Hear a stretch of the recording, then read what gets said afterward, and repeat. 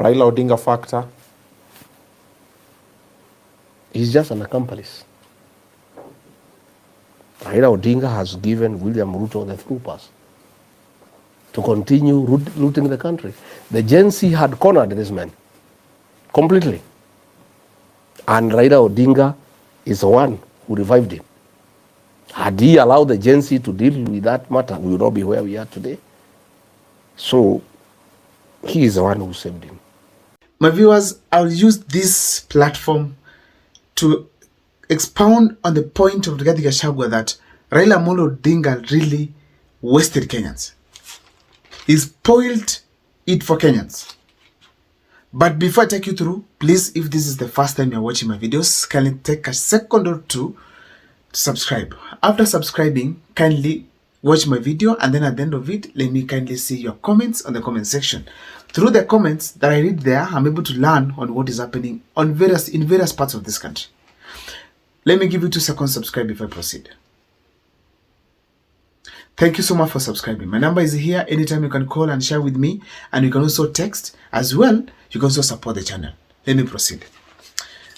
Raila Amolo Odinga wasted Kenyans. Not my words, but the statement of Rigathi Gachagua is indicating that. There are some people who are saying that when a Kikuyu president is in power, there's no must go. But when the other tribe is in power, there is must go. They are giving an example of Moi and now Ruto. The issue of Ruto must go started from the mandamano of Raila Amolo Odinga.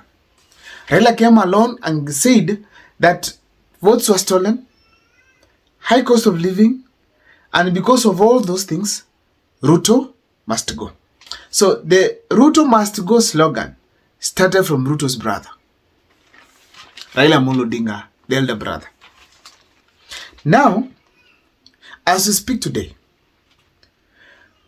the issue to do with Raila Amolo Odinga, it has complicated most of the things in the country. Why?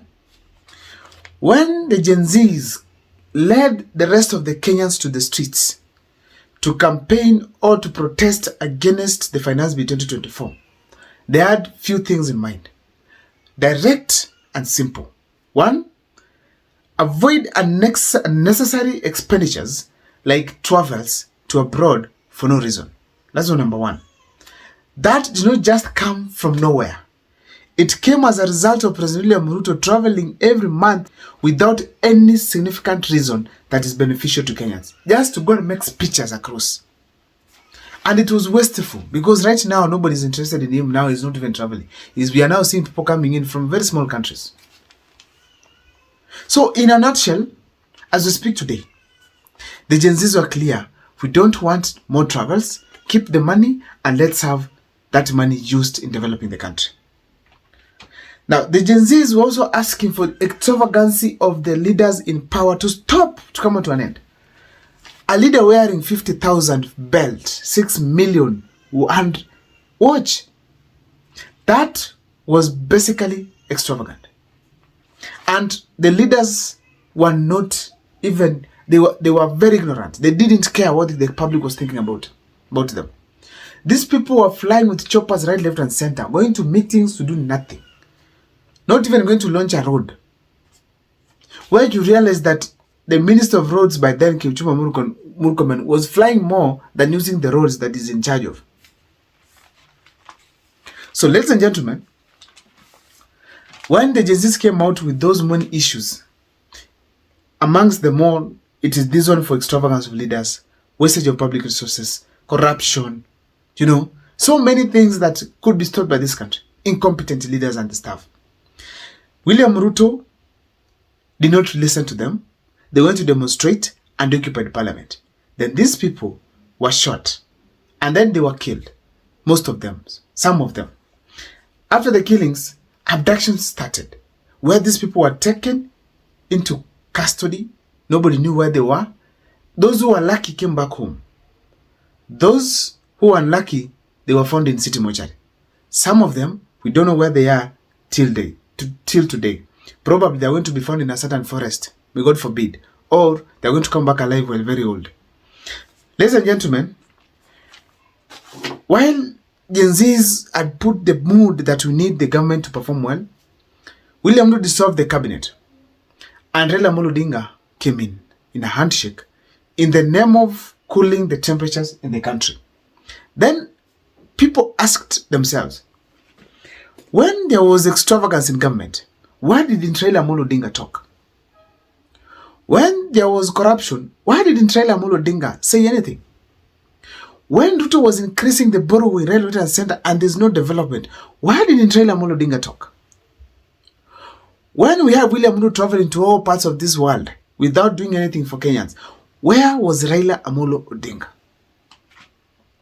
That when the Gen Zs now took over the opposition to hold the government into account, Raila Amolo Odinga comes in and says whatever you're doing is wrong through the actions.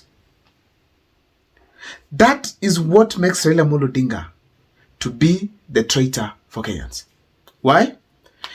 Ruto had a chance to fix this country. First, the Gen Z said no recycling of the failed cabinet secretaries. They said bring us some people who are new, able to deliver. But Raila Amolo Odinga's entrance resulted to what we call recycling.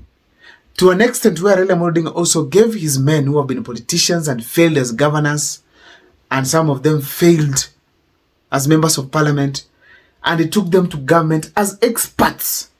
For instance, Joho is an expert in what? Ever since he got into office, what has Ali Hassan Joho done for this country in the blue economy? What has Oparanya done so far? What is Lee Kinyanjui up to?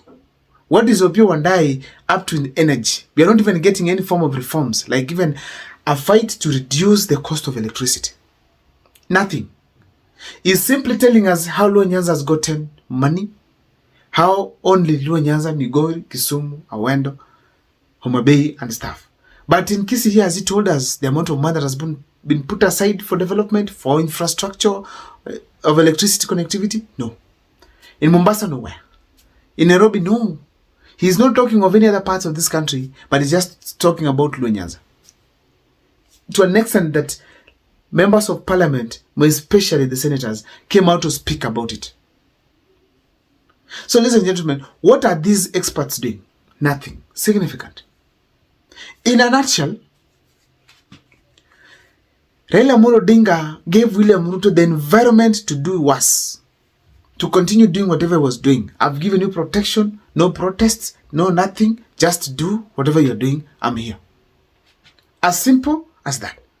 That is what Gachagua is saying in that video, that Raila Amolo Odinga, he wasted Kenyans when they were just at the height of ensuring that there's proper governance in this country. I don't know what's your take. Let me see in the comment section what you think. See you next time for more videos.